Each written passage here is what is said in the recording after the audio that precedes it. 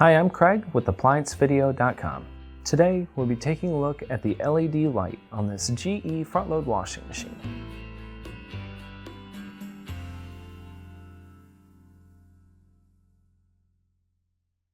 Stop. Before beginning any repair, always be sure to disconnect the power to the appliance. It is also recommended to test the outlet for the proper voltage. Remember to also turn off the water. The main reason why you'd be replacing your LED light is if the inside drum will not illuminate. Now, click on the link below to view this repair video. ApplianceVideo.com guides you step by step, giving you the confidence to avoid recalls and callbacks, also saving time on repairs.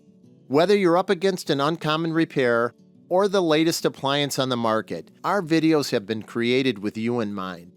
Our growing library of videos have been produced using our factory-certified technicians who have extensive infield experience over the past 30 years.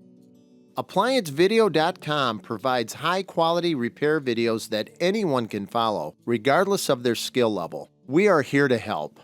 Click on the link below to view this repair video and let us help you do it right the first time.